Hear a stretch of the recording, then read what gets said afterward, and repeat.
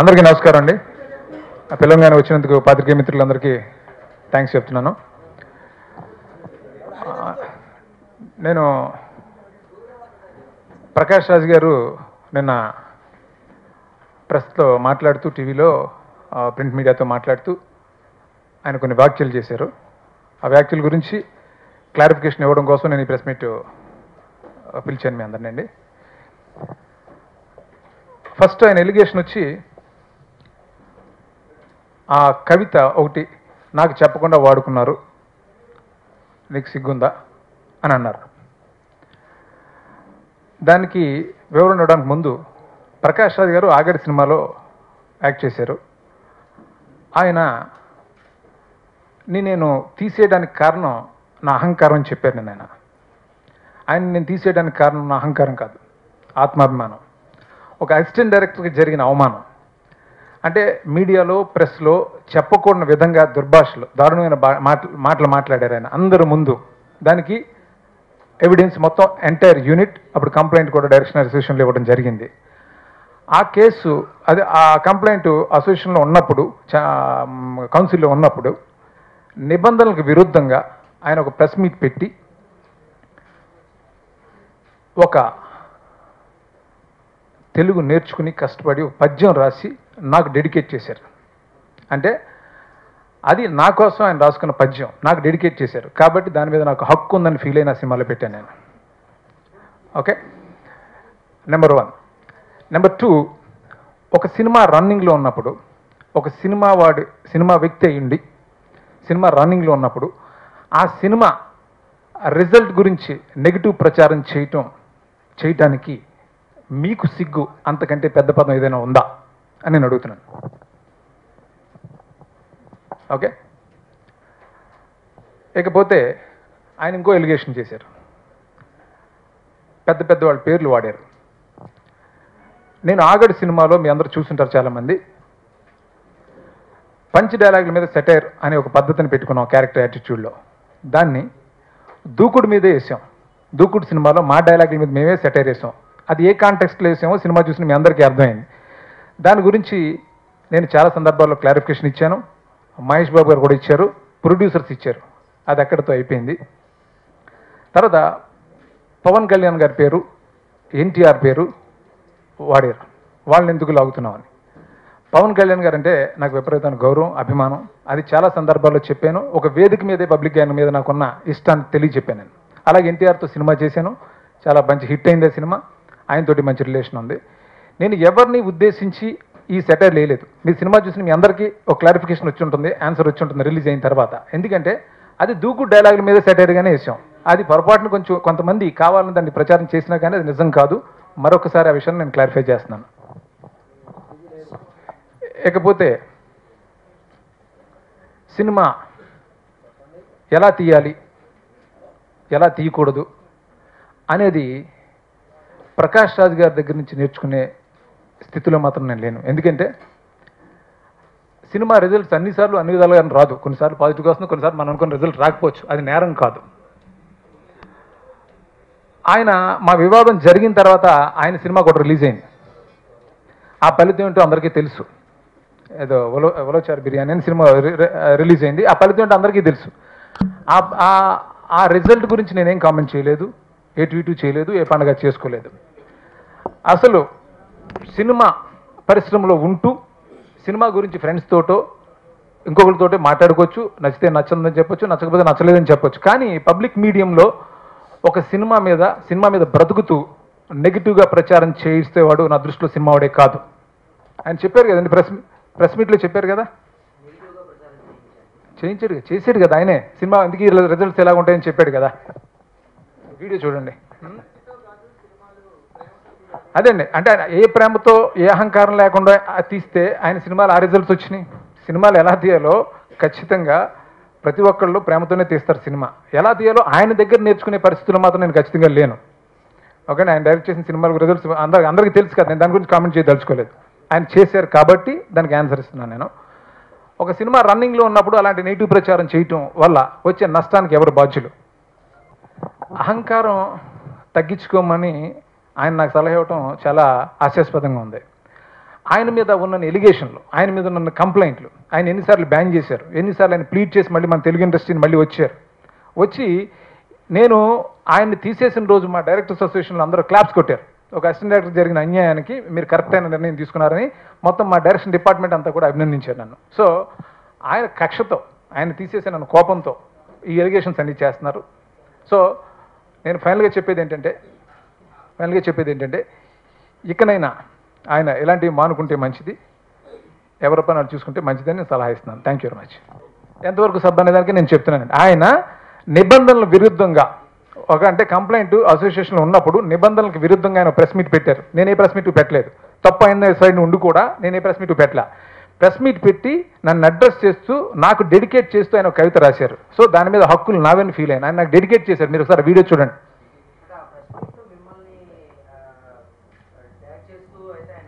Tag చేస్తూ అంటే ఆగడు cinema గురించి మాట్లాడి హీరో కాదు, ప్రొడ్యూసర్లు కాదు, ఇంకొక వ్యక్తి అంటే ఆ వ్యక్తి ఎవరున్నారు, పైగా నేను నాటకాలు ఆడించాను బ్యానర్, నాటకాలు ఆడించాల్సిన అవసరం నాకు లేదు. అసలు కంప్లైంట్ ఇష్యూ అనే అది కాదు, ఒక కోడయాక్టర్ ఇష్యూ అది. ఆ కోడయాక్టర్ని బూతులు తిట్టినందుకు అతను కంప్లైంట్ అసోసియేషన్లో ఇచ్చాడు.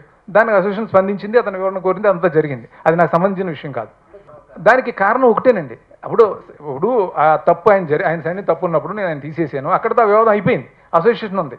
ఆయన ప్రెస్ మీట్ పెట్టి నన్ను అడ్రస్ చేస్తూ కవిత నాకు డెడికేట్ చేశారు ఆయన. అంటే ఆ కవిత నాది, నా కోసం ఆయన డెడికేట్ చేశారు.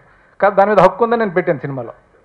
సార్ మేము ఇక్కడికి వచ్చింది ఇలాంటి ప్రెస్ మీట్లు సంస్కారం అనిపించుకోదు, సంప్రదాయం అనిపించుకోదు అని చెప్పడానికి వచ్చి ఈ ప్రెస్ మీట్లో చెప్పాల్సి వస్తుంది డైరెక్టర్ అసోసియేషన్ తరఫున. ఎందుకంటే నిన్న నన్ను బ్యాన్ చేయటానికి 2-3 సంవత్సరాలు బ్యాన్ చేయటానికి నాటకాలు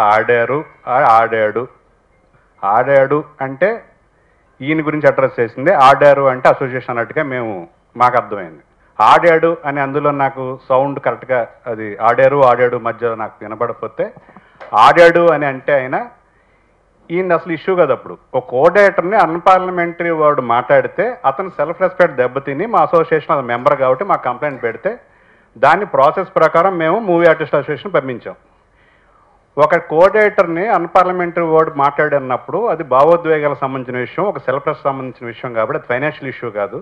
ఒక ఫైనాన్షియల్ ఇష్యూకి 1 నెల టైం తీసుకోవచ్చు, ఒక 6 నెలల టైం తీసుకోవచ్చు, ఒక 1 ఇయర్ టైం తీసుకోవచ్చు. అది ఫైనాన్షియల్ ఇష్యూ కాబట్టి. ఇది నేను అసిస్టెంట్ డైరెక్టర్ చేస్తున్నప్పుడు మా కోఆర్డినేషన్ గారి దగ్గర ఒక హీరో డ్రైవర్ తోటి చెప్పు తీసుకుని మా అసిస్టెంట్ డైరెక్టర్ని కొడితే అతను మొత్తం యూనిట్ అంతా కలిసి ఆ డ్రైవర్ని కొట్టే కూడా సినిమా షూటింగ్ ఆగిపోయింది. మళ్ళీ ఆ హీరో వచ్చి క్షమాపణ అడిగే వరకు. అక్కడ ఉండే ఎమోషన్స్ అలా ఉంటాయి. కానీ ఒక ప్రోడక్ట్ దెబ్బ తినకూడదు మన వల్ల అని ఒక బ్రాడ్ మైండ్ తోటి ఉన్నాడో లేదో, నాలాంటి వాడు అయితే అక్కడే నేను రియాక్ట్ అవుతాను. అందరూ అలాగ ఉంటారు కదా ఒక్కొక్కళ్ళ యాటిట్యూడ్ని బట్టి. అతను పద్ధతిగా వచ్చి ఇలాగా ఇది సెల్ఫ్ రెస్పెక్ట్ సంబంధించిన విషయం అని ఇలా అన్నాడు. అక్కడ నా వల్ల ఒక ప్రాజెక్టు ఎఫెక్ట్ అవ్వకూడదని మేము వస్తే దాన్ని మేము ప్రాసెస్ ప్రకారం 3 రోజులు మేము పంపించలేదండి మూవీ ఆర్టిస్ట్. ఎందుకు 3 రోజులు మేము పంపించమంటే ఈలోగా వాళ్ళు కాంప్రమైజ్ అయ్యి లేదంటే నేను విరమించుకుంటున్నానులే అతను వచ్చేదో నాకు క్షమాపణ చెప్పాడు అని ఒక టైం ఇస్తాం. మేము కూడా ఎమోషనల్ డిసిషన్ తీసుకోం. అసోసియేషన్ అంటే చాలా రెస్పాన్సిబుల్గా ఉంటామని చెప్పడానికి మాట చెప్తున్నా. 3 రోజుల తర్వాత కూడా అదే అగ్రెసివ్గా సార్ నేను అలాగే స్టాండ్ బై ఉన్నాను, నాకు న్యాయం జరగాలి అని అన్నప్పుడే 3వ రోజు సాయంత్రం మేము మూవీ ఆర్టిస్ట్ పంపించాం. మూవీ ఆర్టిస్ట్ అసోసియేషన్ పంపించిన తర్వాత ఒక 10 days టైంలో మేమేం చేసామంటే 10 days అయిపోతుంది, ఇలా ఈ ఇష్యూకి తొందరగా రియాక్ట్ అవ్వాలి కదా అనే ఉద్దేశంతో మేము ఇంటర్నల్గా మా డైరెక్టర్లకి ఒక ఇంటర్నల్ మెసేజ్ పంపించాం. ఇలాగ మన మెంబర్కి ఇలాగా వచ్చి కంప్లైంట్ చేశాడు, ఇది మూవీ ఆర్టిస్ట్ అసోసియేషన్ పంపించాం మేము. సో ఇది ఇమ్మీడియట్గా కోఆర్డినేషన్ కమిటీకి వెళ్ళి తేలాల్సిన విషయం. సో ఇంకా అతను రెస్పాండ్ అవ్వట్లేదు కాబట్టి ఈలోగా మీరు అతనితో కలిసి పని చేయటానికి ఆలోచించండి అని మేము ఒక మెసేజ్ ఇచ్చాం తప్ప సపోర్ట్ చేయమని ఇష్యూకి రిజాల్వ్ అయ్యే వరకు అతను మేము బ్యాన్ చేయలేదు. బ్యాన్ చేసే అధికారం హక్కు మాకు లేవు. ఈ స్పెక్యులేషన్ జరుగుతుండగా నేను క్లారిటీ ఇచ్చాను ప్రెస్ ఒక టీవీకి. ఇక్కడ అతను ప్రాసెస్ ప్రకారం జరుగుతుందండి అన్నిని. మేమెవరో డైరెక్టర్ అసోసియేషన్ అతను బ్యాన్ చేయడానికి మేము బ్యాన్ అనే పదం వాడడం, బ్యాన్ అని చేయకూడదు. మాకు ఇష్టం లేకపోతే కలిసి పని చేయం తప్ప బ్యాన్ అని చేసే అధికారం మాకు లేదు. ఇది కోఆర్డినేషన్ కమిటీలో తేలాల్సిన విషయం. అక్కడ మా మెంబర్ తప్పు చేసి ఉన్నాడని రుజువు అయితే అతని మీద క్రమశిక్షణ చర్యలు ఉంటాయి, అతని మీద యాక్షన్ ఉంటుంది. ప్రకాష్ రాజ్ గారు తప్పు చేస్తుంటే ప్రకాష్ రాజ్ గారి మీద చర్యలు ఉంటాయని నేను చెప్పాను, క్లారిటీ ఇచ్చాను స్పెక్యులేషన్స్ని తెరదించడానికి. ప్రత్యక్షంగా జరగలేదండి, మీటింగ్ జరిగా కోఆర్డినేషన్ కమిటీ మీటింగ్లోనే ఆయన సారీ చెప్పాడు అందరి ఎదురుగుండా. అది మేము ప్రెస్ మీట్కి వచ్చి చెప్పలేదు, ఇది రిజాల్వ్ అయిందని ఒక కోఆర్డినేషన్ కమిటీ చైర్మన్ గారు చెప్పారు. ఆ రోజు ప్రకాష్ రాజ్ గారు ఇక్కడ ప్రెస్ మీట్ పెట్టిన అక్కడ యాక్చువల్గా అయితే సంప్రదాయబద్ధంగా ట్రెడిషనల్గా అనుకుంటే ఒక ఇష్యూ ఒక అసోసియేషన్ ఉన్నప్పుడు ప్రెస్ మీట్ పెట్టి వ్యక్తిగతంగా మళ్ళీ మాట్లాడకూడదు, అది ఆ తప్పు చేశాడు. సార్ ఆయన ప్రెస్ మీట్ పెట్టాడు, నేను పెట్టవచ్చదంటే అతను చేసిన తప్పు మీరు చెయ్యొద్దని మేము వైట్ల సీన్ గారిని అప్పీల్ చేశాం. మీ న్యాయం జరగాలంటే మళ్ళీ మీరు ప్రెస్ మీట్కి వెళ్ళి మీరు చూసుకుంటే. నిన్న ఇష్యూ వేరు. నిన్న నేను చెప్పేది ఏంటంటే ఆ గోవిందుడు అందరవాడే అని ప్రెస్ మీట్ జరుగుతున్న టైంలో ఆ డయాస్ మీద ఆ సినిమా గురించి మాట్లాడితే పద్ధతిగా ఉంటుంది. ఆ డయాస్ మీద వ్యక్తిగతమైనగా వైట్ల సీన్ గారి మీద మాట్లాడేదే అది ఎలా న్యాయం అనిపిస్తుంది? ఆ డయాస్ ఏంటి? గోవిందరావు గురించి మాట్లాడాలి. అది మాట్లాడటం అనేది ఆయన ఇప్పటికైనా ఇలాంటి సంప్రదాయాలు పాటించకుండా ఇలాంటి పద్ధతులకు పోకుండా ఉంటే మంచిదని మా డైరెక్టర్ అసోసియేషన్ తరఫున కోరుతున్నాం. ఒకటి అది ఏమైనా సరే వెనకాల గోవిందరావుడే వినాయలు ఉండగా ఎదురుగుండా మాట్లాడితే ఆ డయాస్ మీద అది మాట్లాడినట్టుగా అక్కడ వెనకాల ఆ లోగో పెట్టుకుని అది అంటే మేము చెప్పేది ఏంటంటే మేము మా డైరెక్టర్ని మీరు ప్రెస్ మీట్ పెట్టొద్దు, మంచి పద్ధతి కాదు ఇవి అతను పెట్టాడని చెప్పి మేము కంట్రోల్ చేస్తే మా మీద రెస్పెక్ట్ తోటి ఆయన ఆ రోజున ప్రెస్ మీట్ పెట్టలా. నిన్న ప్రెస్ మీట్ పెట్టి మీరు ఆ రోజు పెట్టొద్దు అన్నా నేను పెట్టలేదు, అతను ప్రెస్ మీట్ ఆ రోజు పెట్టాడు, మళ్ళీ ఈ రోజు కూడా మళ్ళీ వ్యక్తిగతంగా దాడి చేస్తాడు. నేనేం చేయాలంటే అది మీ వ్యక్తిగతమైన విషయం, మీరు ప్రెస్ మీట్ పెట్టండి అంటే మరి నాటకాలు ఆడారని చెప్తున్నారు కదా, 2-3 సంవత్సరాలు బ్యాన్ చేయాలని ఆయన ఏదో ఆడినట్టు, మరి మీరు దీని మీద మీ అసోసియేషన్ క్లారిఫికేషన్ ఇవ్వదా అని అడిగితే కేవలం ఆ క్లారిఫికేషన్ ఇవ్వడానికి మేము అసోసియేషన్ తరఫున వచ్చామండి. వ్యక్తిగతమైన విమర్శలను ఆయన తిప్పుకొట్టాడు. కాకపోతే నేను ఇక్కడి నుంచి వైట్ల సీన్ గారైనా ప్రకాష్ రాజ్ గారైనా మెచ్యూరిటీ తోటి ఇలాగ ప్రెస్ మీట్లు పెట్టుకోవడం లోకు అవ్వకుండా, నిన్న చూడండి నిన్న గోవిందుడి ప్రెస్ మీట్ కన్నా ప్రకాష్ రాజ్ గారు చెప్పిన అయ్యే ఎక్కువ రిపీట్గా వచ్చినాయి. అసలు పాపం వాళ్ళు బుక్ చేసుకుంది గోవింద్ అందరవాడే గురించి, దాని గురించి ప్రెస్ మీట్ రాలా. ఇవన్నీ మంచి పద్ధతులు కాదు. అందుకే ప్రకాష్ రాజ్ గారి కన్నా మేము చెప్పేది ఏంటంటే ఈ వివాదం ముగిసిపోయింది. ఇంటర్నల్గా జరిగిన కోఆర్డినేషన్ కమిటీలో మీరు సారీ చెప్పారు మా మెంబర్కి, ఆ రోజు అయిపోయింది దాన్ని మళ్ళీ వచ్చి మమ్మల్ని బ్యాన్ చేయాలి, నాటకాలు ఆడారు, ఇవన్నీ కరెక్ట్ కాదు. ఈ పదప్రయోగాలు వాడేటప్పుడు బాధ్యతతో ఎవరైనా సరే మా డైరెక్టర్ మెంబర్ అయినా బాధ్యతగా వ్యవహరించమంటాం. అలాగే ప్రకాష్ గారు కూడా మేము విన్నపం ఇలాంటి అన్పార్లమెంటరీ వర్డ్స్ అక్కడ వాడినందుకు మీకు క్షమాపణ చెప్పారు. ఇలాంటి సంప్రదాయాన్ని కొనసాగించండి. రోజు ప్రెస్ వాళ్ళకి ఈ లేనిపోని తగాదాల కోసం వాళ్ళ టైం వేస్ట్ చేయొద్దు.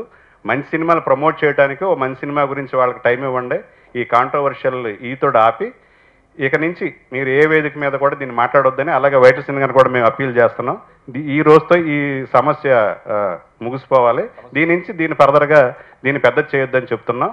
ఆయన అన్న నాటకాలు ఆడారు 2-3 సంవత్సరాలను బ్యాన్ చేయాలన్న దానికి క్లారిఫికేషన్ ఇవ్వడానికి మాత్రమే మా డైరెక్టర్ అసోసియేషన్ ఇక్కడ రావడం జరిగింది. మీరు గమనించాలని ప్రార్థిస్తున్నాం.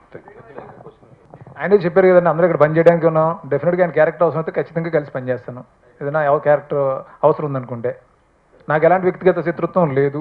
ఆయన నన్ను అన్నారు, నేను ఆయనకు సమాధానం చెప్పాను. That's it. ఎవరు మాట్లాడారని ఆయనగా మాట్లాడారు. ఆయన మాట్లాడిన దానికి క్లారిఫికేషన్ ఇచ్చాను. అందుకే నేను చెప్తాను. ఒక్కసారి ఎక్స్క్యూజ్ చేసావు, ఒకసారి మేము నిన్న ఆయన ఎమోషన్ నేను కూడా చెప్పుకోవాలి కదా ప్రెస్ మీట్ కంటే మేము కూడా ఆఫ్ చేయలేకపోయాం.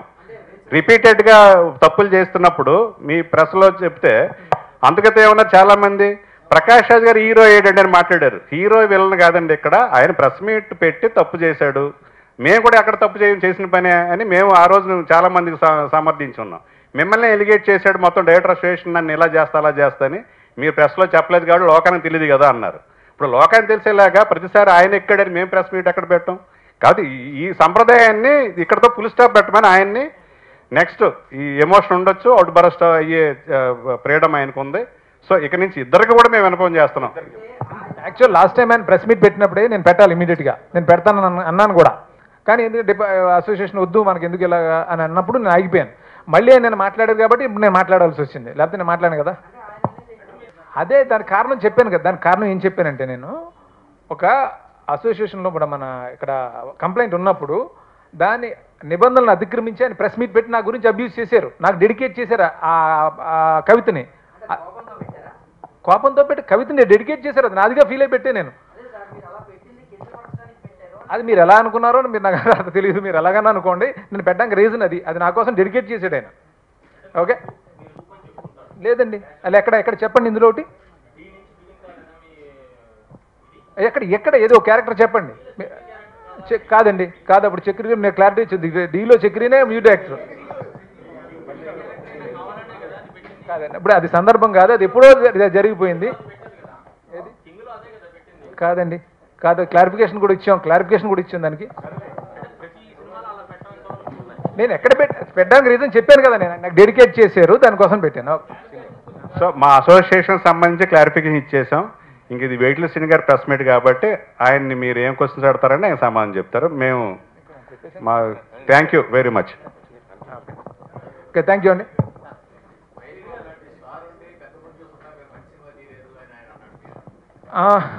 మంచి సినిమా అదే అండి, ఇప్పుడు తప్పు అంటున్నాను. ఇప్పుడు సినిమా రన్నింగ్లో ఉన్నప్పుడు ఇలా నెగిటివ్ పబ్లిసిటీ చేయడం కరెక్ట్ కాదు. ఇంకా సినిమా ఉంది కదా, అంటే మహేష్ బాబు లాంటి స్టార్ నేను సరిగ్గా సినిమా తీయలేకపోయినంటే మహేష్ బాబు లాంటి స్టార్ నాకు ఎందుకు ఇస్తాడు? నా కష్టం వల్ల ఇస్తాడు, నా ట్రాక్ రికార్డ్ వల్ల ఇస్తాడు. ఇప్పుడు ఎవరు పడితే ఇవ్వడుగా మహేష్ బాబు.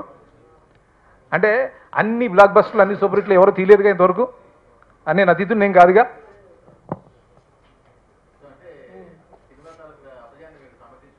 అపజయాన్ని సమర్థించుకోవడం, ఇంకా అది రన్ అవుతున్నప్పుడు దాని వల్ల నెగిటివ్గా ప్రచారం చేయడం కరెక్ట్ కాదంటున్నాను.